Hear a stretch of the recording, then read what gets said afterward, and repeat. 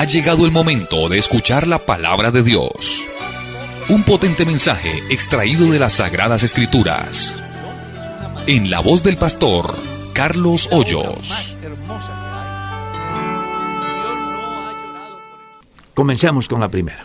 Hermano Carlos, la primera pregunta dice así, Dios le bendiga, mi hermano. El programa es una bendición, edifica mi vida cristiana. Muchas gracias. Mi pregunta es, en mi casa de campo tengo una cancha de fútbol y los hermanos van a jugar los domingos en la tarde.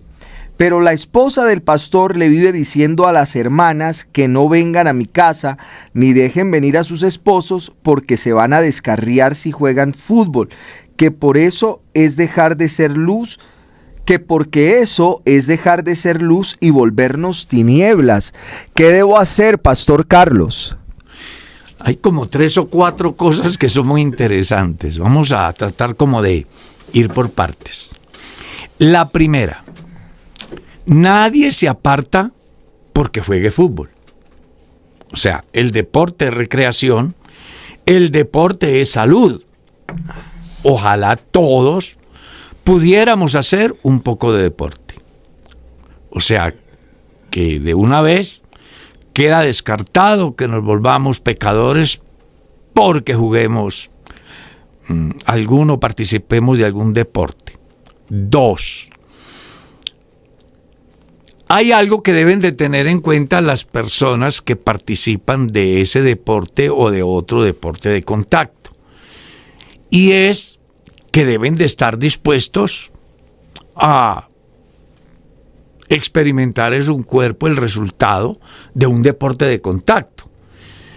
Y si una persona no está dispuesta a tolerar a que le pisen un pie, a que lo hagan caer, a que le hagan una zancadilla, en fin, pues no debería de participar, porque si eso le va a generar problemas de convivencia dentro del partido, lo mejor que debería hacer la persona es no participar de eso.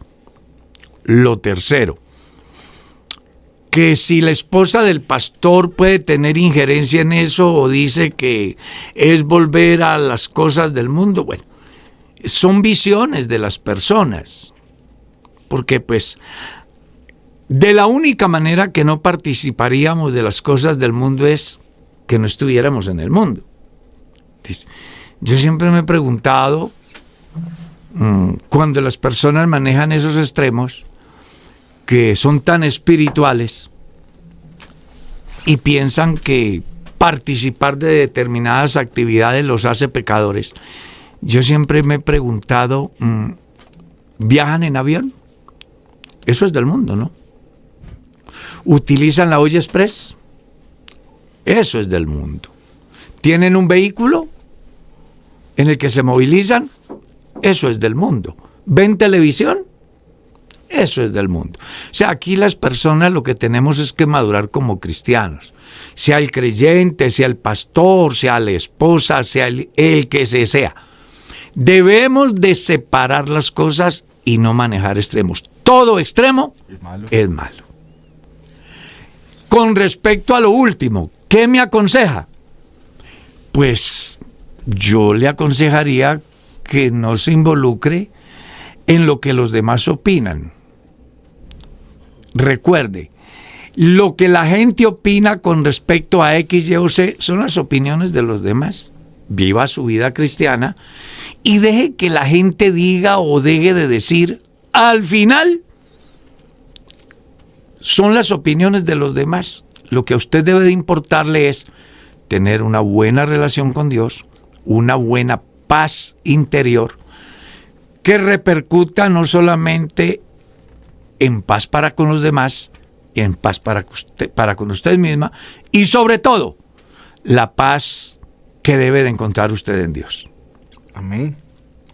Hermano Carlos, quiero hacerle una pregunta. Se ha referido en muchas ocasiones el concepto de ver y entrar en el reino de Dios.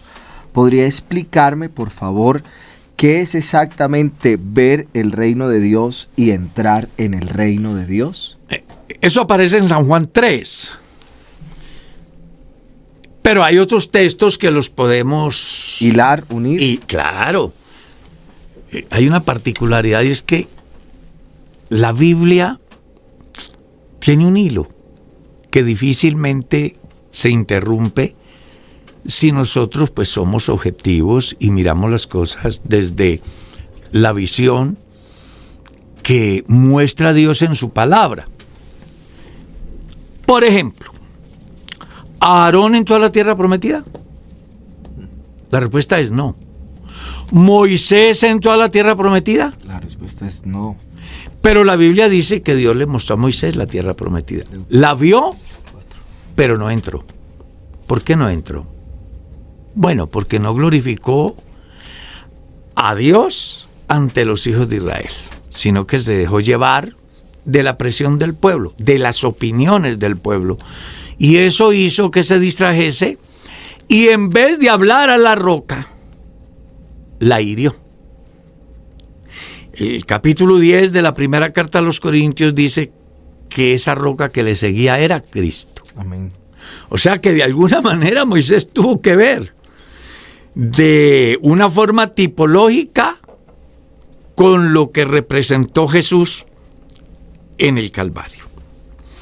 Cuando Jesús le dice a Nicodemo, porque vale la pena que lo leamos bien, dice que vino a Jesús una noche un principal de los judíos llamado Nicodemo y le dijo: sabemos que has venido de Dios como maestro, porque nadie puede hacer estas señales y milagros que tú haces si no está Dios con él. ¿Usted qué cree que pensaba Nicodemo que Jesús le iba a responder? Nicodemo además que estaba pensando, venga, yo creo que me va a decir que yo estoy en lo cierto. Pero Jesús le da una respuesta que nada tiene que ver. De cierto te digo que si no nacieres de nuevo, no puedes ver el reino de Dios. Viene la otra pregunta. ¿Y cómo puede hacerse esto?, dice Nicodemo. ¿Puede acaso un hombre entrar por segunda vez en el vientre de su madre y nacer de nuevo? Jesús le responde con otra cosa rara, diferente. De cierto te digo que el que no naciere del agua y del espíritu no puede entrar. Son dos cosas diferentes. La primera está relacionada con el conocimiento. Yo conozco cuál es el camino, conozco cómo puedo recorrerlo y cómo puedo llegar. La segunda tiene que ver no solo con el conocimiento, sino con la práctica. Hay un ejemplo en San Mateo capítulo 25. Habla de las vírgenes. Todas tenían lámparas. Así es. ¿Pero qué marcó la diferencia? Que unas no se prepararon. Las otras estaban preparadas. ¿Qué representaba la lámpara? Léalo en el Salmo 119. Lámpara es a mis pies tu palabra y lumbrera a mi camino.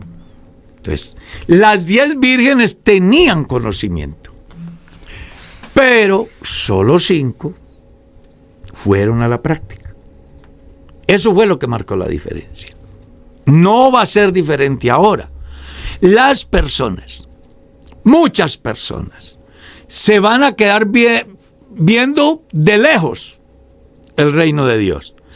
Las maravillas, las glorias, todo lo que representa entrar en esa dimensión de Dios.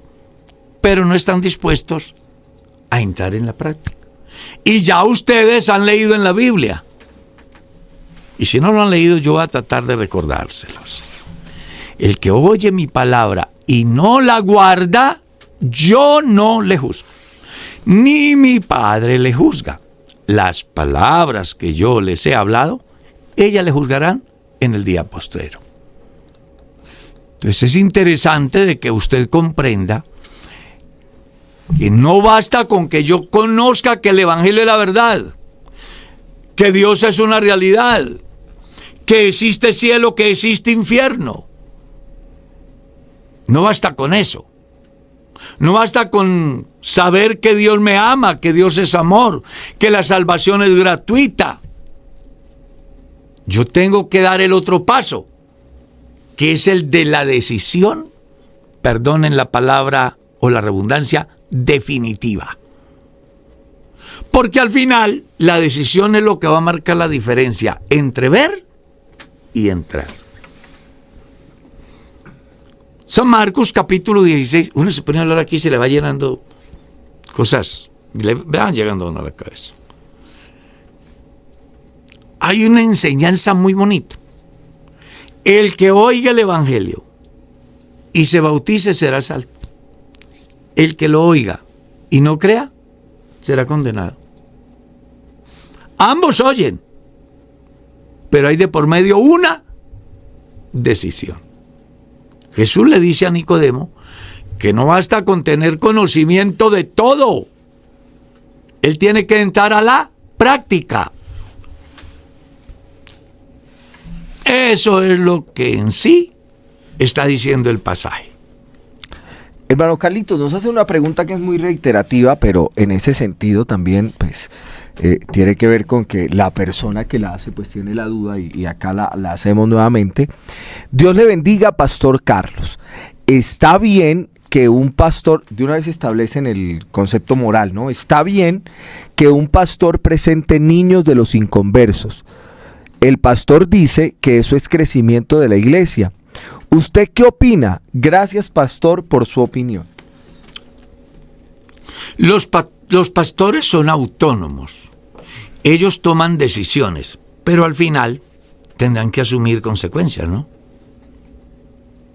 Dentro de la iglesia.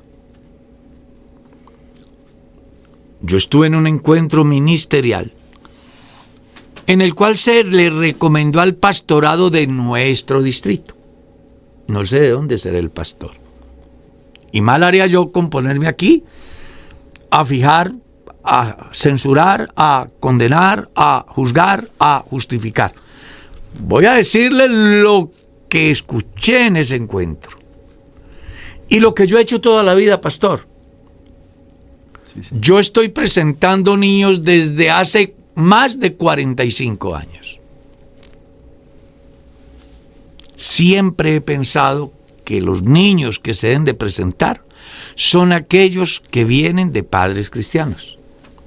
Porque al final, a ellos es a los que hay que exigirles para que instruyan al niño en su camino, para que lo orienten, etc. Entonces, un pastor puede decir que presenta un niño de padres inconversos y él puede mirarlo desde esa óptica y además es respetable. Pero es bueno que el pastor entienda y la iglesia local entienda que hacerlo tiene implicaciones, puede que no de inmediato, pero sí a mediano y largo plazo. Me explico.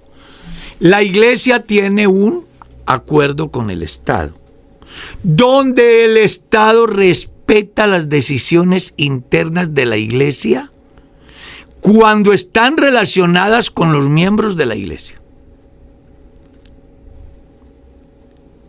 El día que la iglesia se salga de ese parámetro, es sujeta a cuestionamientos, a censuras y a sanciones inclusive.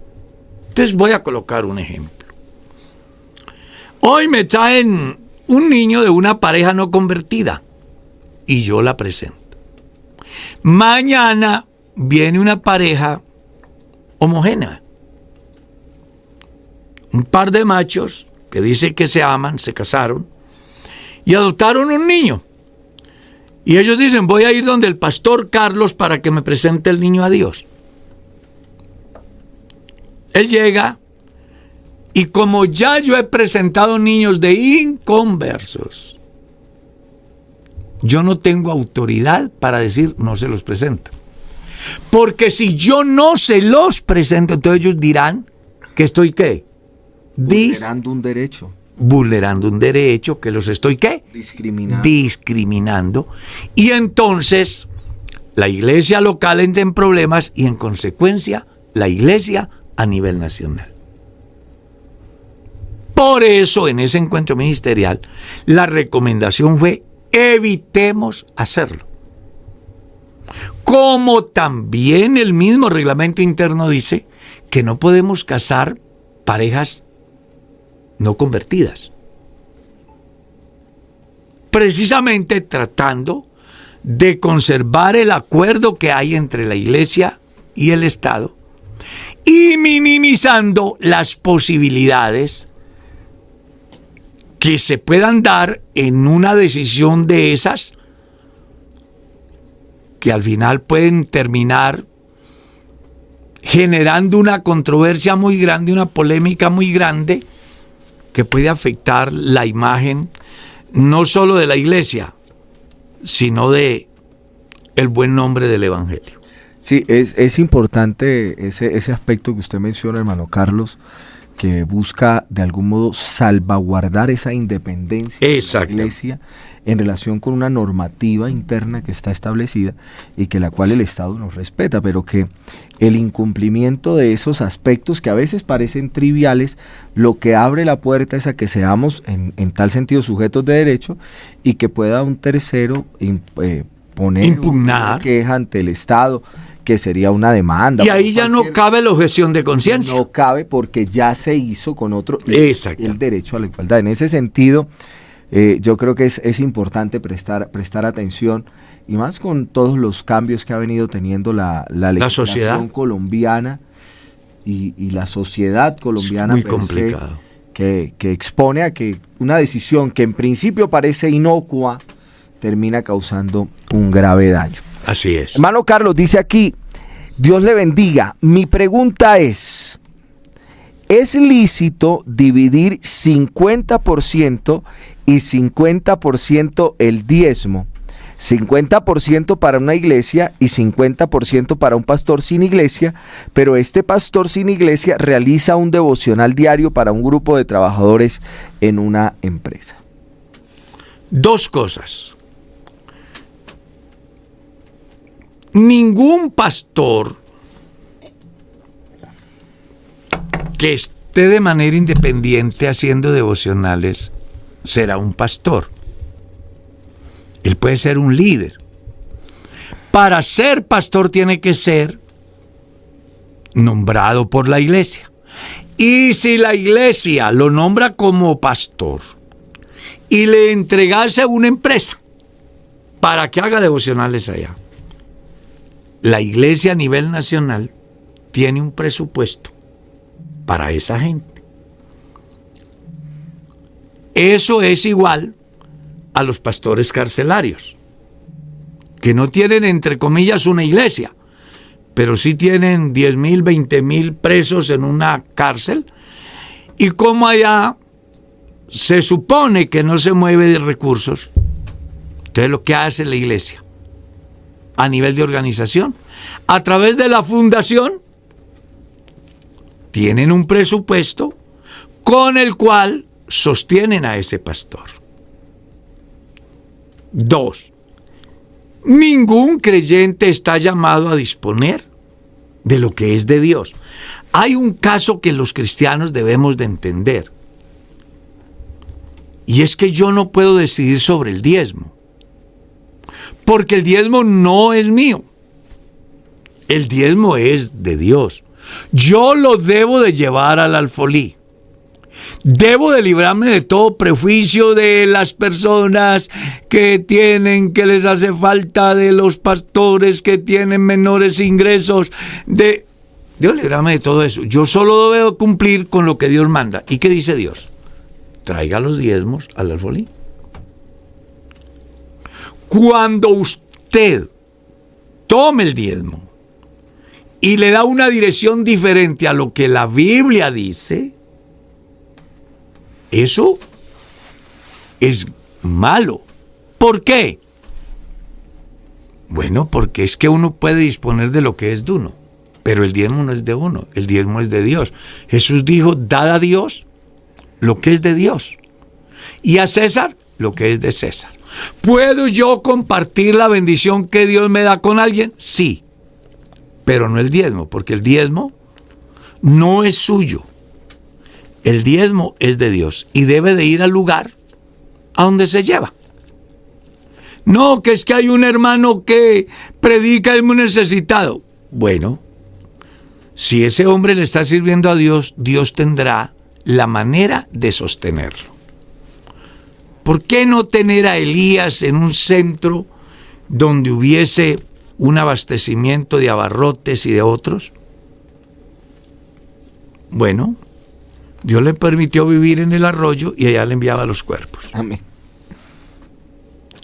Todos debemos de entender que si servimos a Dios, Dios cuidará de nosotros. Amén. Muy buenos días, Pastor Carlos. Espero que se encuentre muy bien usted y su equipo de trabajo. Quiero que me responda esta pregunta, ya que Dios le usa de una manera extraordinaria. Tengo un pensamiento y no me deja estar tranquila. Yo tuve una hija siendo soltera.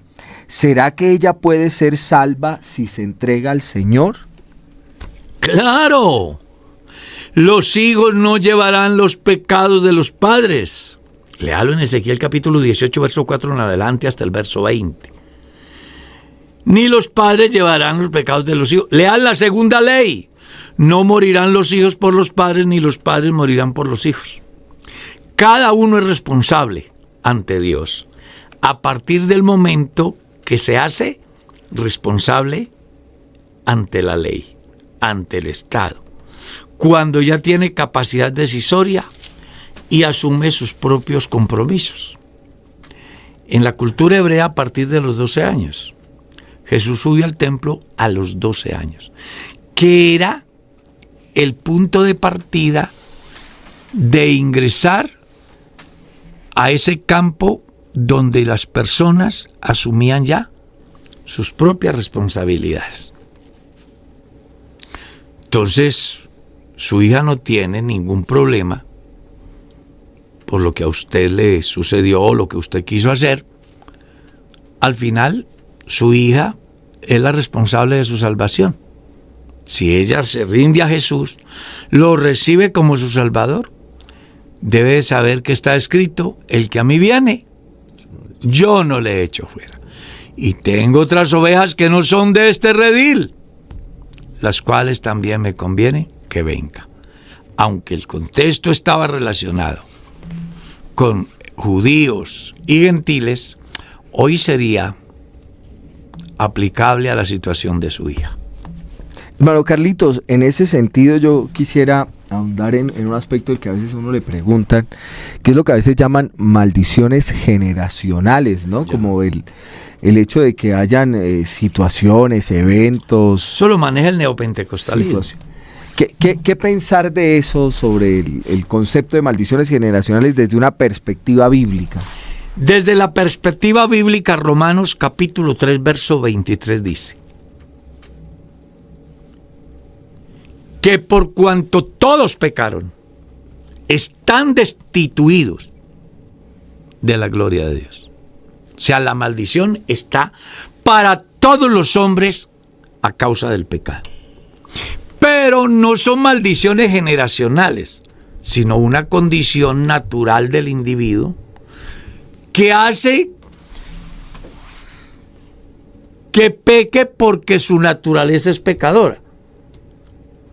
Pero que en el momento que el hombre recibe a Jesús, la maldición llamada pecado desaparece. Y aparece una nueva etapa en la vida del hombre, que es la justificación por la fe. Como dice la carta a los Romanos, capítulo 5, el verso 1. Justificados pues por la fe, tenemos paz para con Dios por medio de nuestro Señor Jesucristo. Entonces, las maldiciones generacionales es una figura que utiliza el neopentecostalismo, la teología de la prosperidad, los manipuladores de masas, para ser esclavos y sacar provecho. Todo pecador tiene una maldición encima, que es el pecado. Pero no es por culpa de papá. No, porque al final los hijos nos llevan el pecado de los padres. Amén. Es una maldición que viene desde el primer hombre. el pecado entró por un hombre y por el pecado la muerte, y así la muerte pasó a todos los hombres. ¿Por qué? Por cuanto todos pecaron. Entonces, el problema aquí es que la única manera de saldar la maldición del pecado desde el principio, hay dos formas. Una con la muerte y otra cuando el hombre alcanza a entender la obra de Jesús a favor de su salvación. La primera, cuando hablo de dos, me refiero a que está establecido que todos los hombres mueran una sola vez. Después el juicio. Y después el juicio. Y la segunda, cuando yo recibo a Jesús, mis pecados de conciencia son resueltos por la obra de Jesús, no el pecado imputado de Adán, porque el pecado que nos fue imputado de Adán solo se paga con la muerte. Los pecados de conciencia, Cristo pagó por nosotros en la cruz del Calvario. Amén. Hermano Carlito, vamos a hacer un cambio drástico de tema y aquí nos hacen una pregunta que es como dos preguntas. Hermano Carlos, Dios le bendiga. ¿Hay señales para el arrebatamiento de la iglesia? Y si las hay, ¿cuáles son? Lea San Mateo capítulo 24, donde usted va a encontrar unas señales que son muy importantes, ¿ya? Leámoslo para que tengamos en cuenta estos pasajes, aclarando que con relación a esta temática hay dos corrientes de pensamiento que vale la pena que usted las analice. En el capítulo 24, Jesús habla de varias cosas. Señales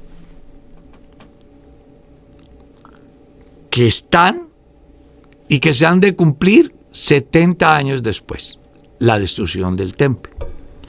Y otras señales que van hasta el momento que se dé el arrebatamiento de la iglesia.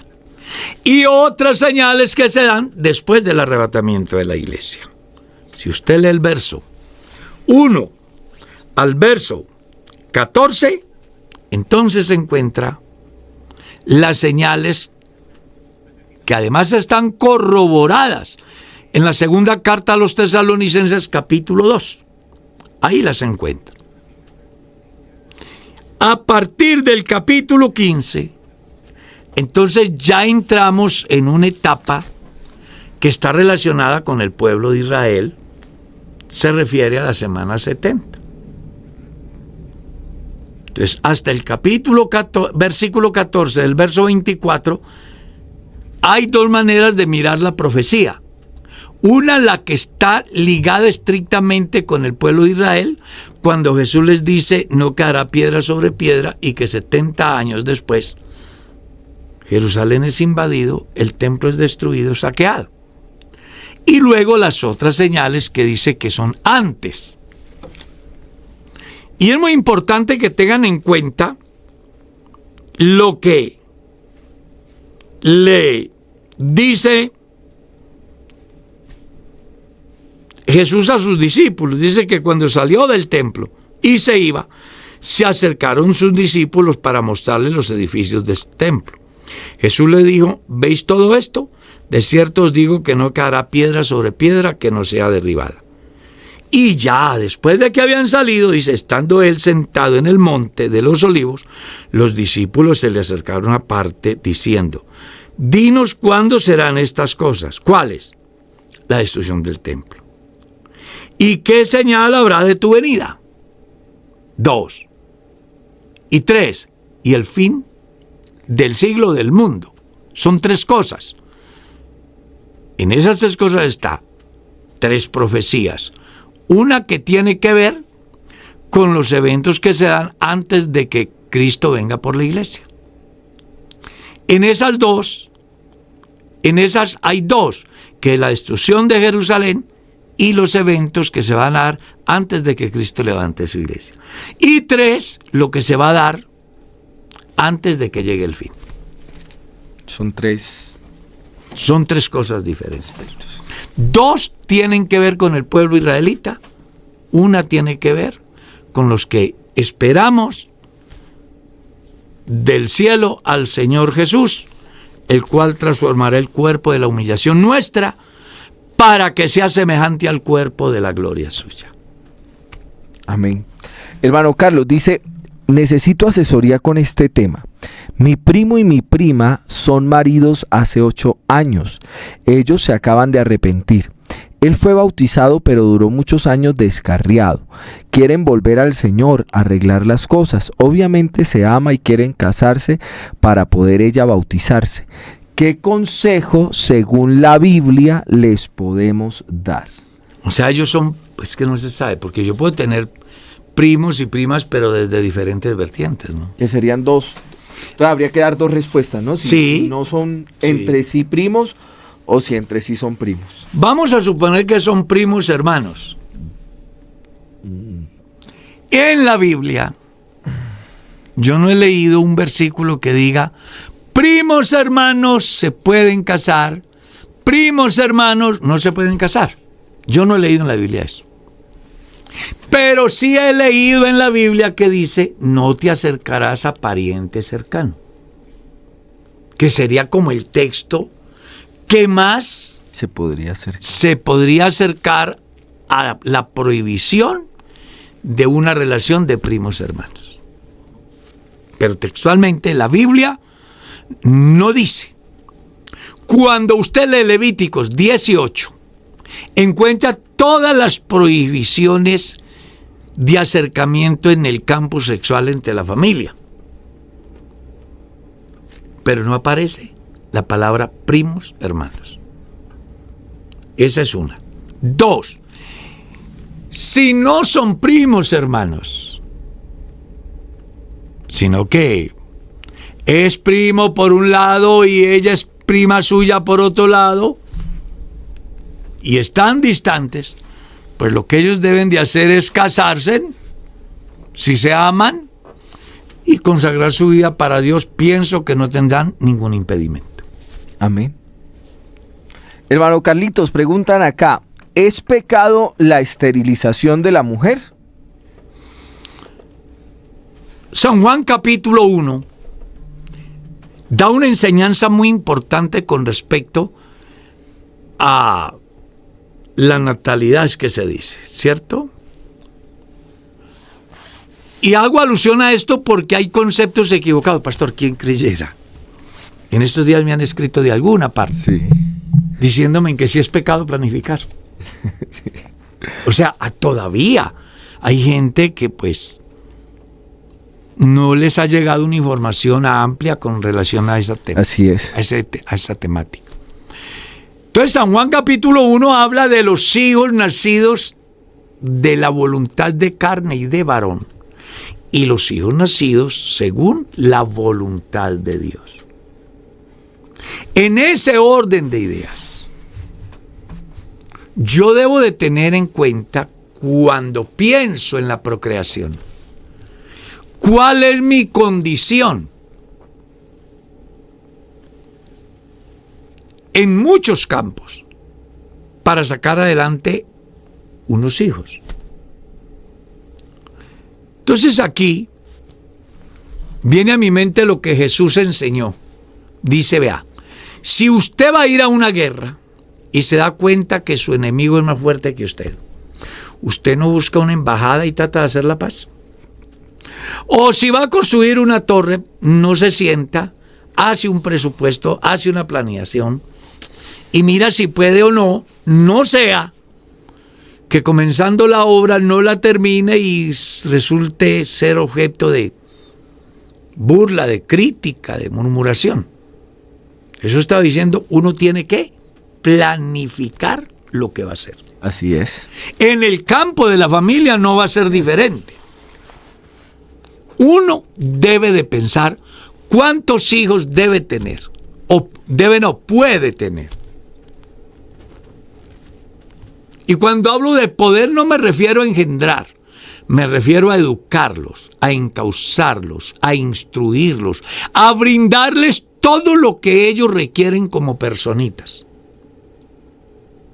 Yo tengo en mi mente un caso muy interesante de una pareja que se dedicaron a tener hijos, todos los que Dios le diera, y el primero fue un niño. Y se fueron por la niña y vino otro niño. Y llegaron a 8. Y todos eran niños. Y entonces arrancaron con el 9. Y también era niño. Lo más preocupante de todo es que dicen, tener los hijos que Dios me dé. Pero ¿tú crees que esa cantidad de hijos que luego se convirtieron en ladrones, drogaditos, atracadores, marihuaneros, viciosos, delincuentes, ¿tú crees que esa era la voluntad de Dios? No. Es la irresponsabilidad de la pareja, que sabiendo que pueden tener, se exceden. Y lo único que contribuyen es con una desgracia en la sociedad. Entonces yo, como padre de familia, debo entender que hay una diferencia entre los hijos que nacen porque yo quiero y los hijos que nacen por voluntad de Dios. Léalo en San Juan 1. Dice, a lo suyo vino y los suyos no le recibieron. Mas a los que le recibieron les dio potestad de ser hechos hijos de Dios, los cuales no son engendrados por voluntad de carne, ni de sangre, ni de varón. ¿Eso qué le dice a usted? Que hay unos hijos que yo puedo engendrarlos, pero hay otros que yo no los puedo engendrar. ¿Cuáles son los que yo puedo engendrar? Los de voluntad de carne, de sangre, de varón. ¿Cuáles no pueden engendrar? Los hijos espirituales, porque esos nacen de Dios. Amén. Esa es la diferencia que hay. Entonces usted es el que tiene que tomar la decisión. Si va a engendrar hijos según su voluntad, o en los hijos que usted tiene le va a permitir que Dios nazca en la vida de ellos. ¿Y cómo será? Cuando yo sé controlar el nacimiento de mis hijos, el cómo alimentarlos, educarlos, instruirlos, enseñarlos, a fin de que mañana no sean un problema para la sociedad, sino una bendición. Amén.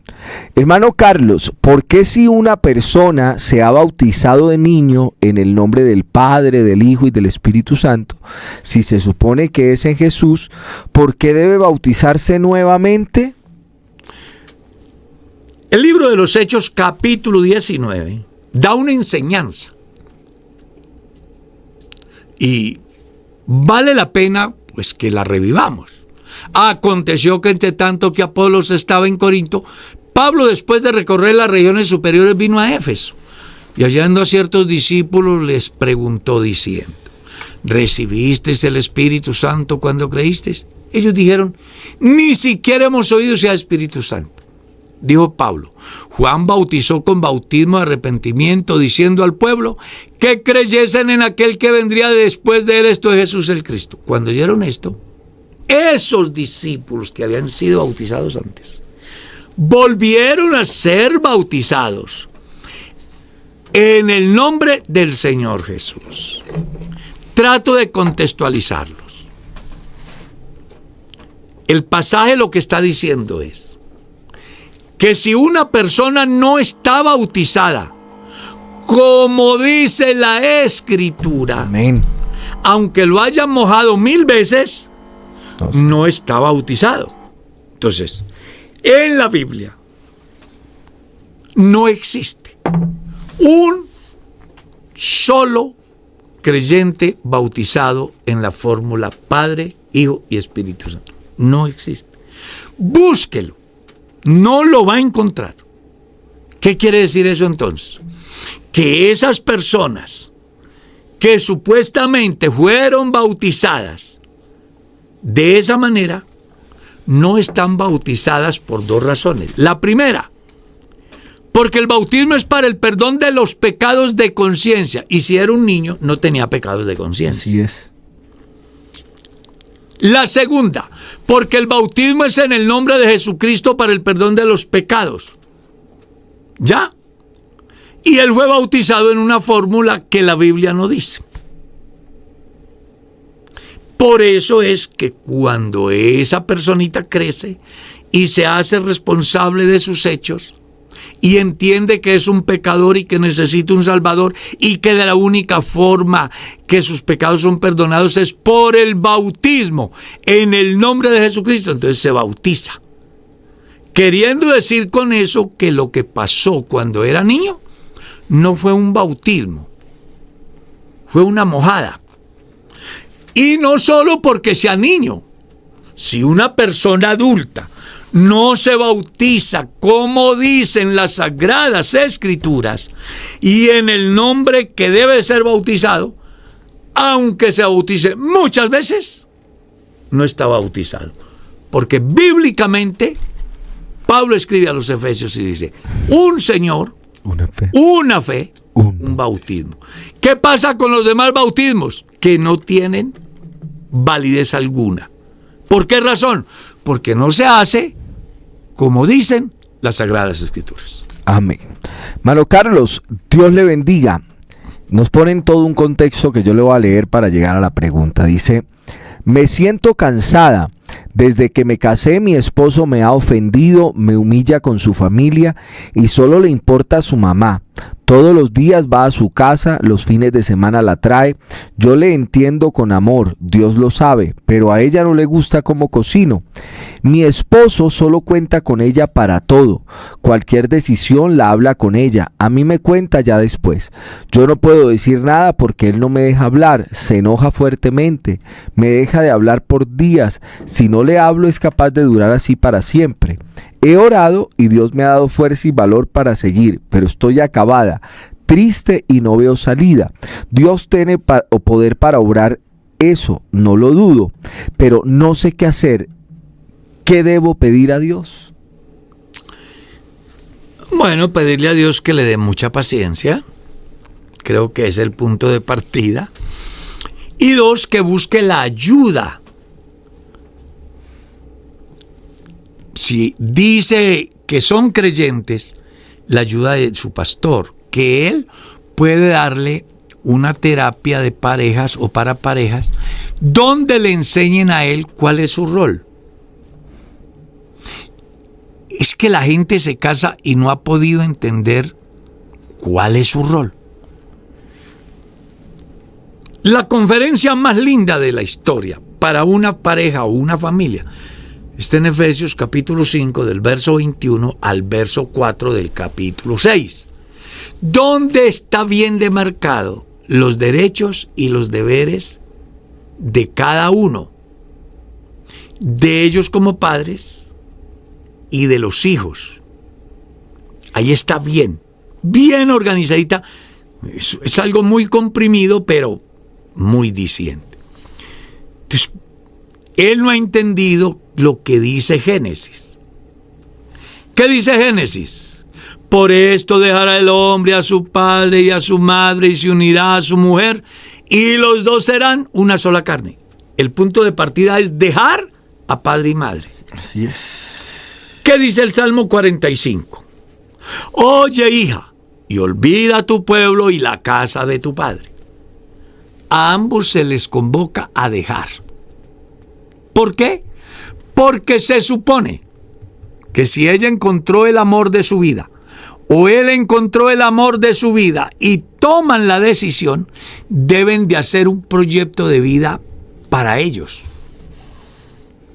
Y eso hace que yo tenga que desligarme de papá y de mamá y ella desligarse de papá y de mamá. En mi tierra se dice, el que se casa requiere casa y costal para llevar a la plaza. El matrimonio perfecto lo componen tres: la pareja y Dios.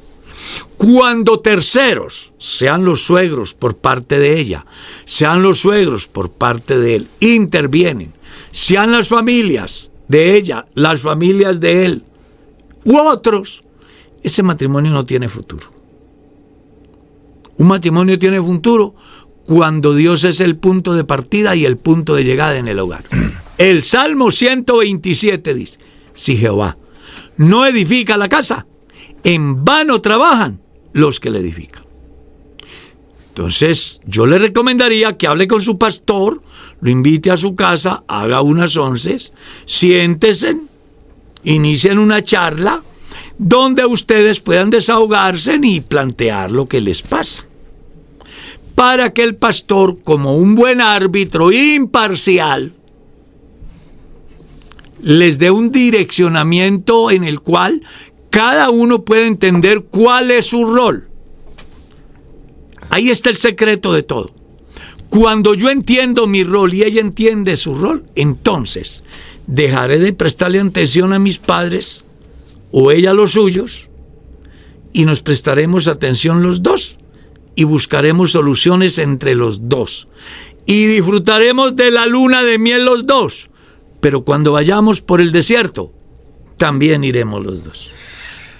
Amén, hermano Carlos. Duro, ¿no? Hoy hemos tocado muchos tópicos, ¿no? Ahora hay una pregunta también que toca otro tópico. No, aquí es de extremo a extremo. Hermano, Dios le bendiga. Si un pastor fue destituido, vuelvo a leer. Si un pastor fue destituido por división, ¿seguirá siendo pastor o perdió la investidura con el Señor? Si un pastor fue destituido, quiere decir que a partir del momento que es destituido, deja de ser pastor. Simple y llanamente.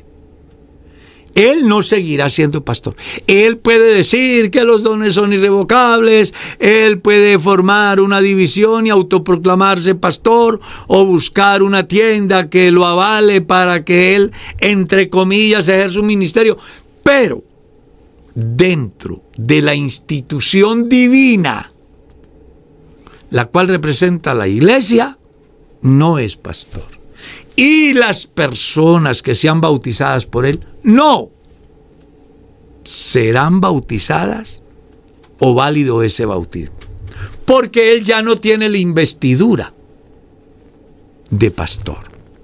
Muy importante que entendamos eso. Un pastor no nace siendo pastor, llega a ser pastor por llamamiento y llega a ser pastor porque Dios a través de las autoridades de la iglesia le dan esa investidura. El día que la iglesia dice no puede ser pastor por cualquier causa, ese día él dejará de ser pastor, no será pastor. Amén. Podrá ser un creyente en la iglesia después de un lapso que el pastor local y las autoridades superiores en mutuo acuerdo definan dependiendo del móvil que se dio. Podrá ser restituido en el campo del servicio a Dios en la iglesia en muchos campos, pero no podrá ejercer el ministerio como pastor. Hermano Carlitos, por favor necesito su consejo. ¿Qué puedo hacer con mi papá que es bautizado en el nombre de Jesucristo y ahora escucha muchas cosas trinitarias, pero además es muy grosero, no se detiene? ¿Cómo lo podría yo ayudar? No entendí muy bien la pregunta. Bueno, voy a volverla a hacer. Dios le bendiga, pastor. Necesito un consejo. ¿Qué puedo hacer con mi papá que es bautizado en el nombre de Jesucristo, pero ahora escucha cosas trinitarias y es muy grosero, no se detiene? ¿Cómo lo puedo ayudar? Bueno, hay casos muy interesantes ahí. La primera, el hecho de que una persona la hayan bañado, no quiere decir que está bautizado. No ha dado fruto. No está crucificado. Mire lo que dice, es muy grosero. O sea que en él está la naturaleza de Adán ahí vivita. No está crucificado. ¿Qué puede hacer? Orar por él, tener paciencia y esperar que Dios, a través de su buen ejemplo, genere conciencia en él y un día él tome la decisión de verdad de agradar a Dios. No lo puedes obligar a ser cristiano. Tampoco lo puedes desconocer como papá. Siempre será tu papá. Trátalo como tu padre. respétalo, ámalo, hónralo, no comparta sus malas acciones, busca ser el faro para que él pueda encontrar la luz y al final pueda llegar al puerto seguro que es Cristo. Amén. Ese es el consejo que yo pudiera dar. Amén, hermano Carlos. Nos ponen acá Apocalipsis 5, desde el versículo 7 al 13. Dice: y vino y tomó el libro de la mano derecha del que estaba sentado en el trono. Y cuando hubo tomado el libro, los 4 seres vivientes y los 24 ancianos se postraron delante del Cordero. Todos tenían arpas y copas de oro llenas de incienso, que son las oraciones de los santos. Y cantaban un nuevo cántico diciendo: digno eres de tomar el libro y de abrir sus sellos, porque tú fuiste inmolado y con tu sangre nos has redimido para Dios de todo linaje y lengua y pueblo y nación, y nos has hecho para Dios, para nuestro Dios, reyes, sacerdotes, y reinaremos sobre la tierra. Y la pregunta que nos hacen acá, hermano Carlos, es: ¿me podrían explicar Apocalipsis 5 del versículo 7 al 13? Yo leí hasta el 9, ya si quiere leemos más. La duda es porque estos versículos aparentemente pueden confundir en cuanto a la unicidad. Yo lo voy a leer todo, ¿sí? Léalo, si quieres, léelo todo. Pero yo ya tengo la idea. Bueno, entonces voy a leerlo otra vez de corrido todo, hermano Carlos. Dice: y vino y tomó el libro de la mano derecha del que estaba sentado en el trono. Y cuando hubo tomado el libro, los 4 seres vivientes y los 24 ancianos se postraron delante del Cordero. Todos tenían arpas y copas de oro llenas de incienso, que son las oraciones de los santos, y cantaban un nuevo cántico diciendo: digno eres de tomar el libro y de abrir sus sellos, porque tú fuiste inmolado y con tu sangre nos has redimido para Dios de todo linaje y lengua y pueblo y nación, y nos has hecho para nuestro Dios reyes y sacerdotes, y reinaremos sobre la tierra. Y miré y oí la voz de muchos ángeles alrededor del trono, y de los seres vivientes y de los ancianos, y su número era millones de millones, que decían a gran voz: el Cordero que fue inmolado es digno de tomar el poder, las riquezas, la sabiduría, la fortaleza, la honra, la gloria y la alabanza. Y todo lo creado que está en el cielo y sobre la tierra y debajo de la tierra y en el mar, y a todas las cosas que en ellos hay, oí decir: al que está sentado en el trono y al Cordero sea la alabanza, la honra, la gloria y el poder por los siglos de los siglos. No es que a la gente le genere, sino que él es el que tiene la duda. Porque él dice, da como que se presente dificultad para entender la deidad, ¿no?, de Cristo. O sea, él está, no es la gente, es él o ella quien tiene la inquietud. Bueno, mientras usted leía, yo pensaba.